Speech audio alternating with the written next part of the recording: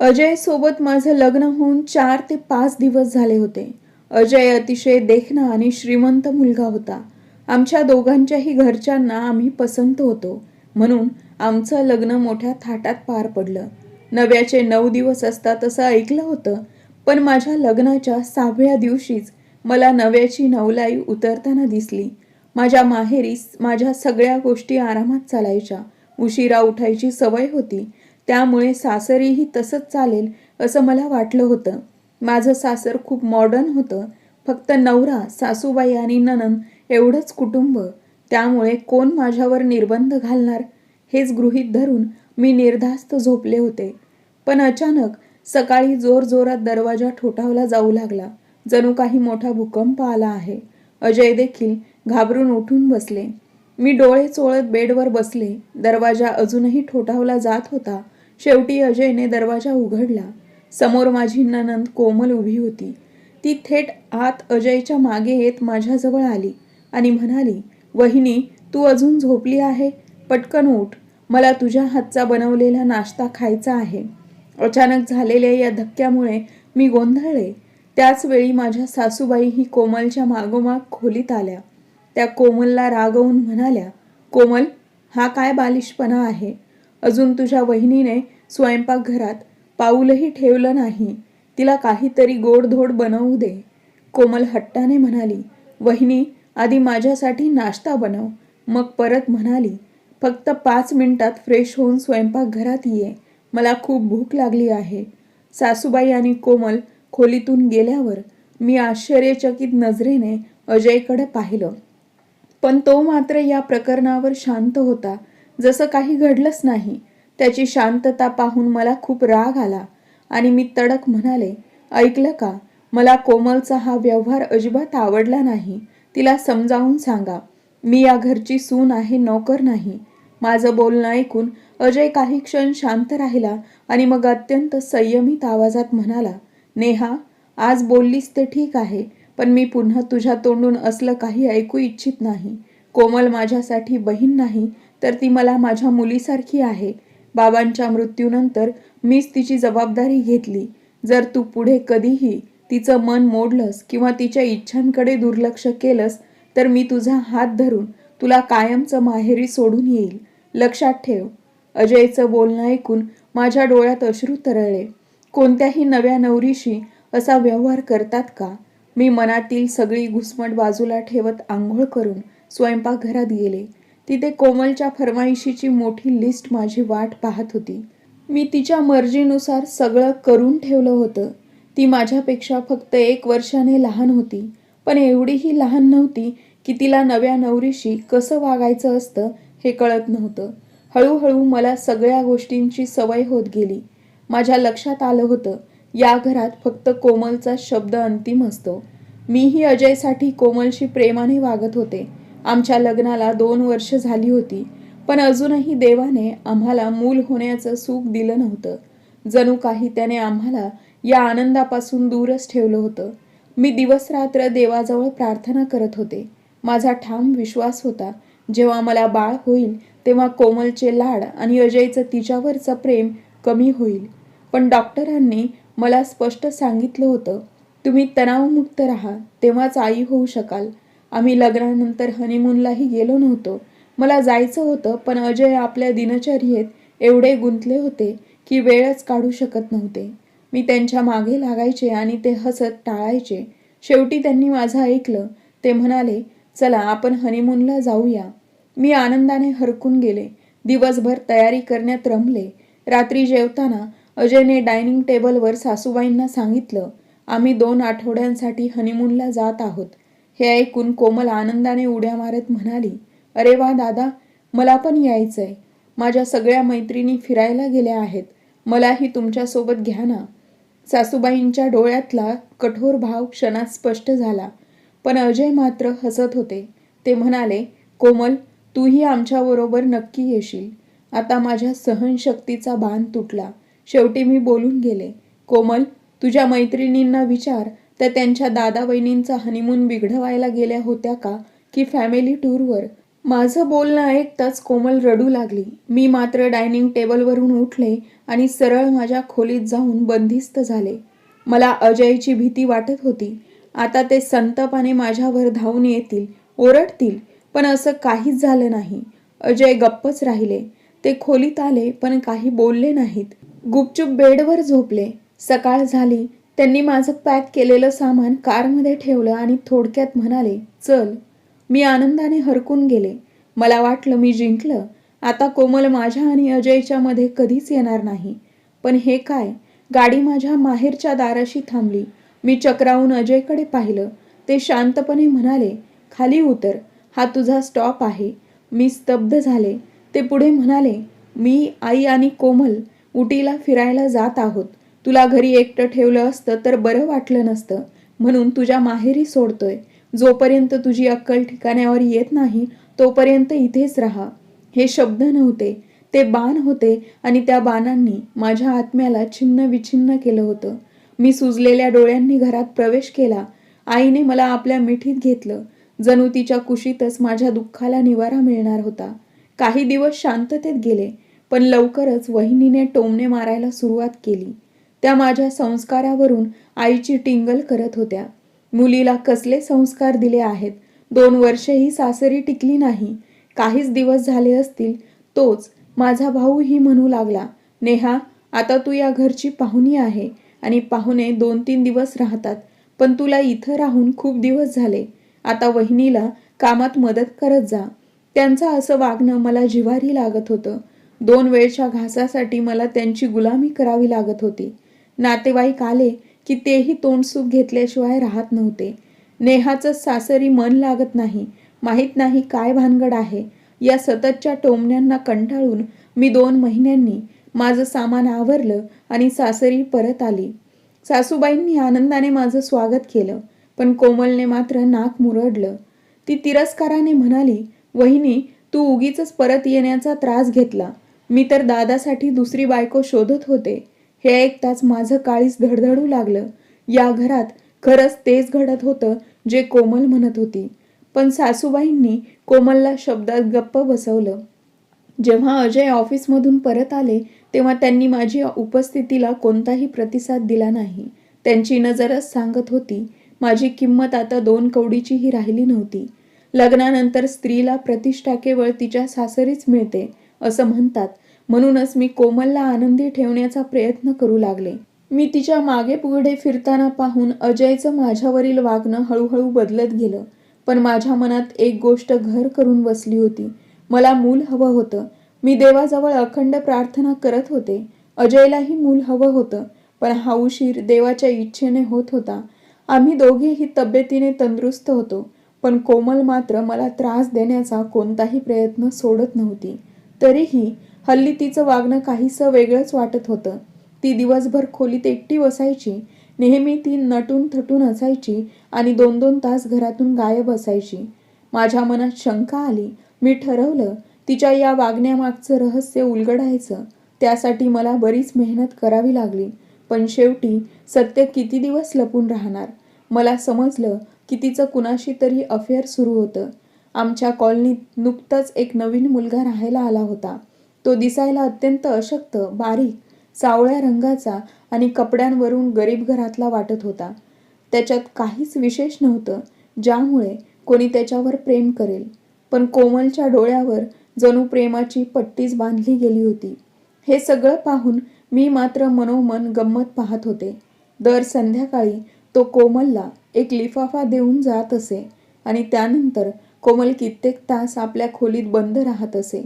आता मात्र मी माझ्या नवऱ्याला त्याच्या लाडक्या बहिणीचं खरं रूप दाखवण्याचा निर्णय घेतला होता.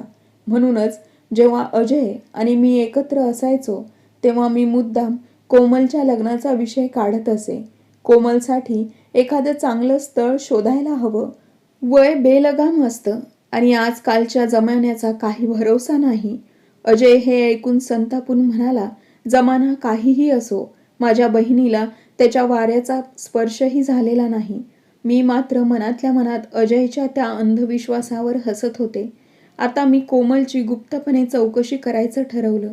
एके दिवशी मी तिला नटून थटून घराबाहेर जाताना पाहिलं. ती म्हणाली, मी माझ्या मैत्रिणीकडे जात आहे. पण तिच्या वागण्यात काहीतरी गडबड वाटत होती. मी तिचा पाठलाग करायचं ठरवलं. थोड्या अंतरावर एक गल्लीच्या कोपऱ्यावर ती एका आलिशान कारमध्ये जाऊन बसली. मी उत्सुकतेने पुढे पाहिलं तर कारमध्ये एक देखणा तरुण बसलेला होता. त्याचा रुबाब आणि ठेवणीतलं व्यक्तिमत्व पाहून तो श्रीमंत घराण्यातील असल्याचं स्पष्ट जाणवलं. मी घरी परत आले, पण आता मला असह्य जळफळाट होऊ लागला. शेवटी कोमलच्या हाती एवढी मोठी लॉटरी कशी लागली या प्रश्नाचं उत्तर मिळवण्यासाठी मी अजून खोलात जाण्याचा निर्णय घेतला. थोड्याच दिवसात मला सत्य कळलं आणि ते ऐकून मी अस्वस्थ झाले. कोमल आणि तो श्रीमंत मुलगा एकमेकांवर जीवापाड प्रेम करत होते आणि तो सावळा मुलगा फक्त त्यांच्या प्रेमपत्रांची देवाणघेवाण करायचा. हे पाहून माझ्या मनात एक विचार चमकून गेला. कोमलचं सुखी भविष्य मला कदापि मान्य नव्हतं. तिने माझ्याशी जे केलं होतं त्याची तिला शिक्षा मिळायलाच हवी होती. मी एक भयंकर डाव आखला, इतका भयानक की त्यातून मी स्वर्ग गाठणार की नरकात जाईल हे ठरवणं अशक्य होतं. पण मी कोणताही विचार न करता त्या कटात उडी घेतली. मी अजयला ठाम शब्दात सांगितलं, मी माझ्या डोळ्यांनी कोमलला एका मुलासोबत पाहिलं आहे. हे ऐकताच अजयने घर डोक्यावर घेतलं. रागाच्या भरात त्याने खोलीतलं सामान अस्तव्यस्त केलं. मला शिव्या शाप दिले, पण मी काहीही बोलले नाही. मी दररोज थोडं थोडं विष त्याच्या कानात ओतत राहिले. एके दिवशी तो श्रीमंत मुलगा कोमलला भेटून तिला घरी सोडायला आला. दोघेही कारजवळ उभे राहून काहीतरी बोलत होते. मला संधी मिळाली. मी ताबडतोब अजयला फोन करून बोलावलं आणि त्याला टेरेसवर नेलं. पण दुर्दैवाने तोवर तो श्रीमंत मुलगा निघून गेला होता आणि कोमल त्या सावळ्या मुलासोबत अजयला दिसली. मी पटकन बोलून गेले, तुम्ही दरवाजाच्या मागे लपून राहा आणि ऐका. अजयच्या डोळ्यात राग ठिणग्यांसारखा चमकत होता. तो माझ्या मागे सावधपणे आला. कोमल घरात आली आणि मी तिला भडकवण्यासाठी म्हणाले, कोमल, मी पाहिलं आहे की तू कुठून आली आहेस. तुला लाज वाटत नाही? स्वतःच्या भावाच्या तोंडाला काळीमा फासलास तू. ती नेहमीप्रमाणे रुबाबाने म्हणाली, हो, भेटून आले आहे त्या मुलाला. माझं आणि त्याचं चक्कर सुरू आहे आणि मी रोजच त्याला भेटायला जाते, तेही सर्वांना फसवून. मिळाली ना माहिती, झाला ना आनंद. पण हेच सगळं कळूनही तुला काहीही फायदा होणार नाही, कारण तुझ्या बोलण्यावर कोणीच विश्वास ठेवणार नाही. जर तू दादाला सांगितलं तर तो तुला घटस्फोट देऊन घराबाहेर काढेल. दादा कधीच माझ्यावर संशय घेणार नाही, कारण तो डोळे झाकून माझ्यावर विश्वास ठेवतो. कोमलचं हे बोलणं ऐकून अजय दरवाजाच्या आडून पुढे आला आणि एक जोरदार थप्पड तिच्या गालावर मारली. तिचा गाल लाल झाला. सासूबाई धावतच आपल्या मुलीला वाचवायला आल्या. अजय रागाने गरजला, होय, मी तुझ्यावर विश्वास ठेवतो, पण मी आंधळा नाही. जर आज बाबा जिवंत असते तर त्यांनी स्वतःच्या हाताने तुला शिक्षा दिली असती. पण मी तुझा जीव वाचवत आहे. आणि मग सगळं एका झटक्यात घडून गेलं. गुरुजींना बोलावलं गेलं. त्या सावळ्या मुलाला पकडून आणण्यात आलं. तो मुलगा घरी येताच नेमकं तेच बोलू लागला जे मी त्याला शिकवून आले होते. 4 दिवस आधी मी त्या सावळ्या मुलाच्या घरी गेले होते. तो खूप गरीब होता. त्याच्या आईच्या उपचारांसाठी त्याला 1,00,000 रुपयांची गरज होती. पण त्याच्या वडिलांसोबत तो प्रामाणिकपणे काम करत होता. हीच संधी पाहून मी त्याला 2,00,000 रुपये देऊन विकत घेतलं आणि मग त्याच्या तोंडून नेमकं तेच वधवून घेतलं जे मला हवं होतं. आता गुरुजी त्या दोघांचं लग्न लावत होते. हा सगळा खेळ जणू मीच दिग्दर्शित केला होता. मी आनंदाने हा तमाशा पाहत होते. कोमल हात जोडून विनवत होती, दादा, माझं ऐकून तरी घे. मी दुसऱ्या मुलावर प्रेम करते. हे ऐकून अजयचा राग आणखीनच वाढला. ही माझी बहीण किती मुलांना ओळखते हा विचार त्याच्या मनात घोळू लागला. सासूबाईंनी रडून रडून एक वेगळाच गोंधळ घालायला सुरुवात केली. पण मला मात्र समाधान वाटत होतं. आता कोमल माझ्या आयुष्यातून कायमची निघून गेली होती. मी हसत होते, कारण ज्यांनी मला वाईट वागणूक दिली त्यांच्यासोबत आज वाईट होत होतं. आता ती लोकांच्या घरामध्ये भांडी घासून पोट भरत असेल. या घटनेने सासूबाई पूर्णपणे तुटून गेल्या. पण मी मात्र वाघीण झाले. आता मी सगळं घरकाम त्यांच्याकडून करून घेत होते आणि याच दरम्यान देवाने मला सर्वात मोठं सुख दिलं. मी आई होणार होते. अजयच्या मनातून त्यांच्या बहिणीचं दुःख निघून गेलं आणि आता मी त्यांची लाडकी बायको बनले होते. प्रत्येक गोष्ट माझ्या आदेशानुसार होऊ लागली आणि मला हेच हवं होतं. कोमलने विनाकारण माझा किमती वेळ वाया घालवला होता. असो, आता मी घरातील भांडी माझ्या सासूबाईंना घासायला लावत होते. बघता बघता माझे 7 महिने पूर्ण झाले आणि 8वा महिना सुरू झाला. आता हे माझ्या आरामाचे दिवस होते. पण माझ्या सासूबाईंनी एक विचित्र नाटक सुरू केलं. कधी त्यांना चक्कर येई तर कधी उलट्या होत. त्या दिवसभर आजारी असल्यासारखं वागत होत्या.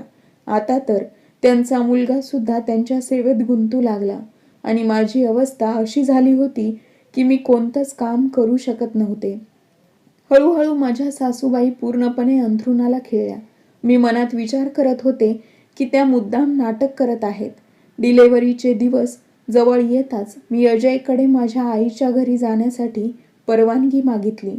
थोडा विचार करून शेवटी माझ्या नवऱ्याने होकार दिला. मी आरामासाठी माहेरी आले. या जगात फक्त आईच निस्वार्थपणे प्रेम करते. माझ्या आईने मला मनापासून स्वीकारलं. ती तर मला बेडवरून उठून पाणीसुद्धा घ्यायला देत नव्हती. काही दिवस वहिनींनी देखील मला बसून जेवू घातलं. पण हळूहळू त्या काहीतरी निमित्त करून माझ्याकडून काम करून घेऊ लागल्या. एके दिवशी त्यांनी माझ्या हातात झाडू देत सांगितलं, घरभर झाडू मार, त्यामुळे तुझी डिलेव्हरी सोपी होईल. मी आईकडे पाहिलं तर तिच्या चेहऱ्यावर असह्यता स्पष्ट दिसत होती. माझ्या मनात संताप उसळला. पण काही न बोलता मी झाडू मारू लागले. अचानक माझा पाय मुरगळला आणि मी पायऱ्यांवरून थेट खाली कोसळले. त्या क्षणीच माझी शुद्ध हरपली. मला काहीच समजलं नाही. केव्हा मला डॉक्टरांकडे आणलं, केव्हा उपचार सुरू झाले. कितीतरी तास बेशुद्ध पडल्यानंतर मी हळूहळू शुद्धीवर आले. शरीरात प्रचंड कमजोरी जाणवत होती. जणू काही माझ्यातील एक भाग काढून टाकला होता. मी घाबरून पटकन पोटावर हात ठेवला आणि आईला आनंदाने विचारलं, आई, माझं बाळ कुठे आहे? मुलगा झाला का मुलगी झाली? माझं बोलणं ऐकून आई रडू लागली. तिच्या अश्रूने माझ्या काळजाचं पाणी पाणी झालं. भीतीने मी मोठ्याने ओरडून नर्सला विचारू लागले, माझ्या बाळाचं काय झालं? तेव्हाच एक स्त्री डॉक्टर जवळ आली आणि शांत स्वरात म्हणाली, देवाने तुम्हाला मुलगा दिला होता, पण आम्ही त्याला वाचवू शकलो नाही आणि कदाचित तुम्ही पुन्हा कधी आई होऊ शकणार नाही.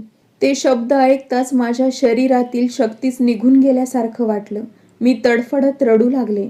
डॉक्टरांनी मला शांत करण्यासाठी इंजेक्शन दिलं, पण मेंदू झोपला तरी काळीच शांत होईना. मी शुद्धीवर आले की पुन्हा बाळाच्या दुःखात आकंठ बुडून मोठ्याने ओरडू लागले. पुन्हा मला झोपेचं इंजेक्शन देत 4 दिवस असेच निघून गेले.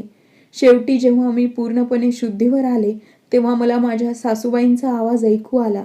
त्या कोणाला तरी मुलगा झाल्याबद्दल आनंदाने शुभेच्छा देत होत्या.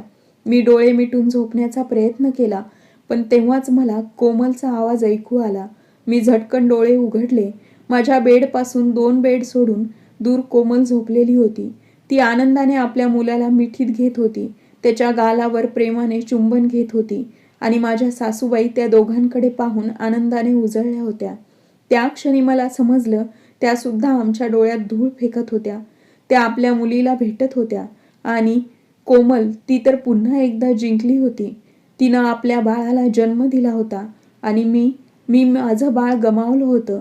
मी नर्सची नजर चुकवून हळूच उठले आणि कोमलच्या बेडजवळ जाऊन उभी राहिले. डोळ्यातून आसवे थांबत नव्हती. मी रडत कोमलला म्हणाले, कोमल, तू लग्नानंतर माझ्याशी खूपच वाईट वागलीस. माझा अपमान केलास, माझ्यावर अन्याय केलास आणि मी फक्त तुझ्यावर थोडासा राग काढला तर देवाने माझं बाळ हिरावून नेलं. हा काय न्याय? आणि बघ, तरीही आज तू आनंदात आहेस. माझं बोलणं ऐकून ती निशब्द झाली. तिच्या डोळ्यातही अश्रू तरळले. मग ती हळू आवाजात म्हणाली, वहिनी, तू कधीच मला आवडत नव्हती. मला वाटायचं की तू माझ्या दादापासून दूर जावं. दादाने फक्त माझीच काळजी घ्यावी, माझ्यावरच प्रेम करावं. म्हणून मी प्रयत्न केले की तुला त्रास व्हावा, तू दादाला सोडून जावं. पण मी जे केलं त्याची शिक्षा मला मिळालीच. मी तुमचं आयुष्य उद्ध्वस्त करण्याचा प्रयत्न केला आणि त्याचं फळ मला मिळालं. माझ्या नवऱ्याने माझ्यावर संशय घ्यायला सुरुवात केली. तो प्रत्येक क्षणी भीती बाळगतो की मी त्या श्रीमंत मुलासोबत पळून जाईल. माझ्या नवऱ्याने मला मारहाण केली. त्याने मला लोकांच्या घरची कामं करायला लावली. वहिनी, या जगात प्रत्येकाला आपल्या कर्माची शिक्षा मिळते. माझा गुन्हा होता बदनामीचा आणि त्याची शिक्षा मला मिळाली. पण तुझा गुन्हा काय होता? तू माझ्यावर खोटे आरोप लावले. माझ्या घरच्यांचे प्रेम माझ्यापासून हिसकावून घेतले आणि त्याचा परिणाम देवाने तुझं बाळ तुझ्यापासून हिरावून घेतलं. हिशोब बरोबर झाला. पण माझी आई, ती या सगळ्यात निर्दोष आहे. तिची काळजी घे वहिनी. तिच्या पोटात अल्सर झाला आहे.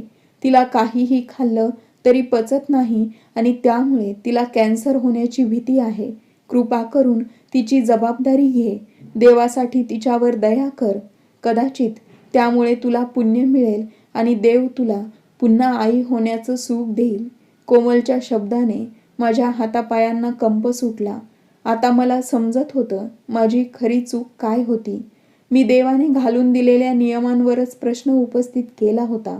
मीच देव होण्याचा प्रयत्न केला होता. मी गडबडून देवासमोर रडले, माफी मागितली आणि माझ्या सासूबाईंची काळजी घेण्याची शपथ घेतली.